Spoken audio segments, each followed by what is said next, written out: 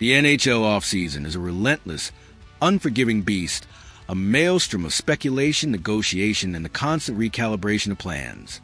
For the Montreal Canadiens, the pursuit of a top six forward has been a saga of near misses, closed doors, and strategic recalculations that would test the patience of a saint.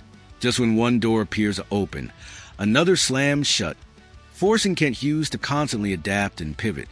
To find the cracks in the market, the opportunities born from another team's desperation.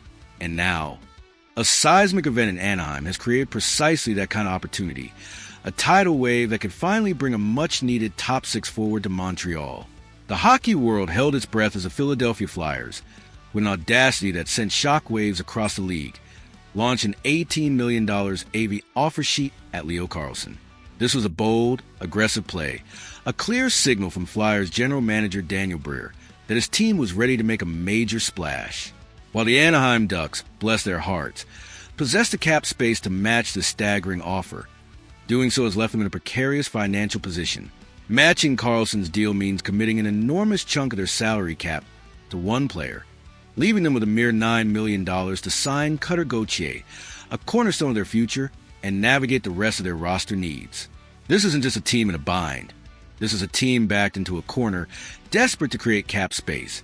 And that desperation is precisely what the Montreal Canadiens, with their significant cap flexibility and deep prospect pool, can and absolutely should exploit.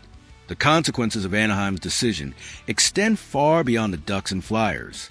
This single act has changed the financial landscape for multiple teams, creating a chain reaction that could ripple across the league. Clubs with important restricted free agents must now prepare for possibility of another aggressive offer sheet, a tactic that Briere has proven he's willing to employ. If one of those teams is forced to commit enormous cap space to a young star, it may need to trade an established player or move salary sooner than planned. That is where the Canadiens, under the shrewd guidance of Kent Hughes, could enter the picture, poised to capitalize on another team's misfortune. The name that could now enter Montreal's conversations, a name that brings with it both immense potential and a complicated history, is Chris Kreider. The 35-year-old forward is preparing to enter the final season of his contract with a $6.5 million cap hit, and Anaheim's new financial reality could make him available. Kreider also holds a 15-team no-trade clause, meaning any potential deal would require his cooperation, but the Canadiens have several compelling reasons to at least explore whether the veteran will be open to coming to Montreal. Kreider would bring an element that remains extremely valuable during the playoffs, a relentless physical net front presence. He plays with strength, speed, and directness, consistently attacking the front of the net instead of remaining on the perimeter. Montreal possesses several skilled forwards who can create offense through movement and creativity, but adding a player willing to battle around the crease, to absorb punishment, and to finish chances in traffic could make the entire attack exponentially more dangerous. This is a kind of gritty, hard-nosed hockey that wins in April, May, and June. His production also suggests that he can still contribute at a high level. Kreider recorded 50 points in 75 games last season, showing that he remains capable of playing meaningful minutes and supporting a competitive lineup. He may no longer be at the absolute peak of his career, but Montreal would not need him to carry the offense. The Canadiens would need him to provide secondary scoring, a crucial net front presence on the power play, veteran leadership in the dressing room, and invaluable experience in high-pressure situations. He's a complementary piece, but a highly impactful one. The contract structure is another important part of the conversation, and aligns perfectly with Kent Hughes' disciplined approach to roster management. Because Kreider has only one season remaining on his deal, Montreal would not be taking on a lengthy financial commitment. That makes him a far less dangerous acquisition than an older player signed for several additional years. If the fit worked, the Canadiens could discuss an extension later, perhaps a short-term deal that aligns with the team's competitive window. If it did not, they would regain the cap space at the end of the season, maintaining maximum flexibility for future moves. This is a low-risk, high-reward proposition. Anaheim's motivation would likely be purely financial. After committing $18 million per season to Carlsson, the Ducks have approximately $9 million in cap space and still need to sign Cutter Gauthier, a player they acquired in a blockbuster trade. Moving a $6.5 million contract like Kreider's would give them considerably more flexibility, allowing them to address their remaining roster needs without being forced into another difficult decision. Montreal, meanwhile, could use its resources to take advantage of a team suddenly facing immense financial pressure. The Canadiens should not overpay in this situation.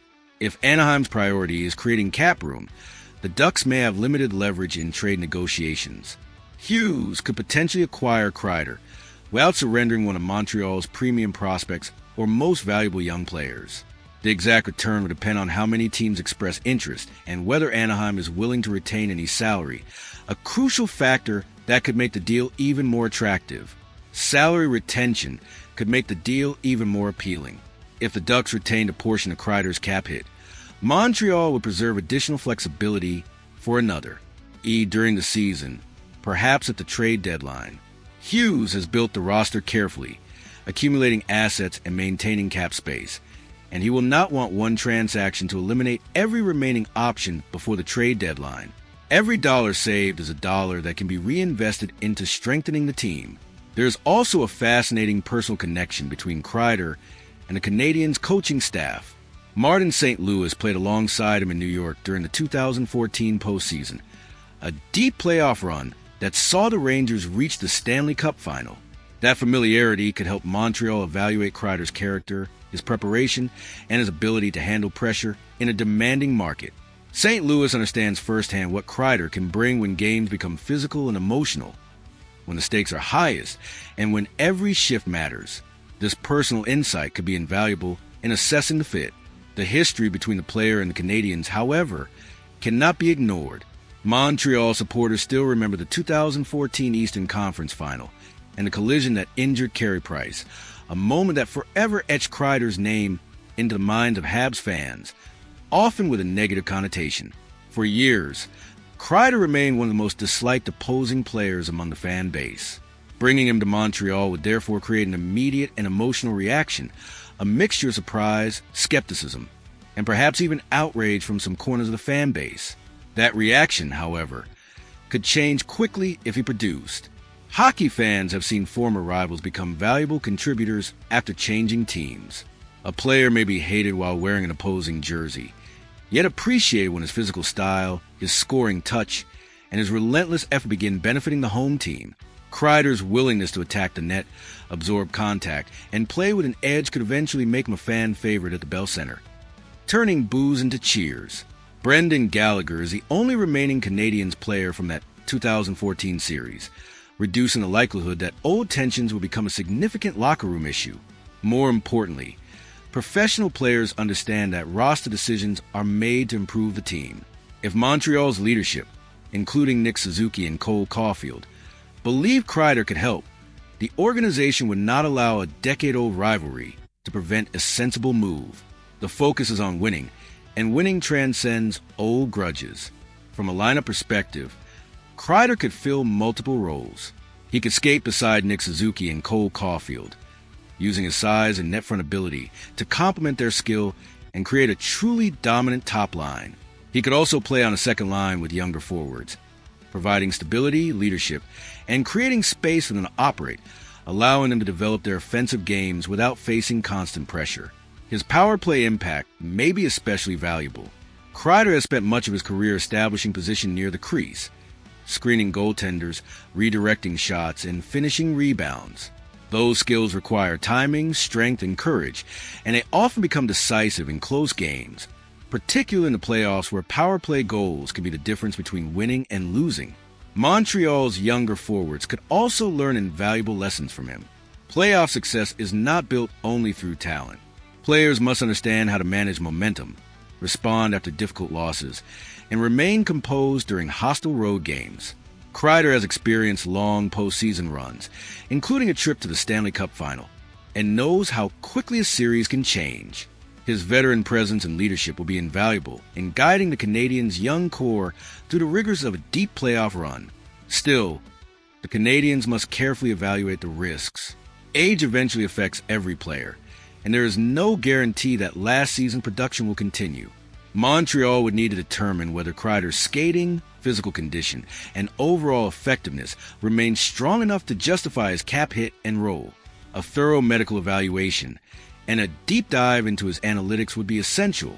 His no-trade protection creates another uncertainty. Montreal would need to know whether the Canadiens are among the teams he can block.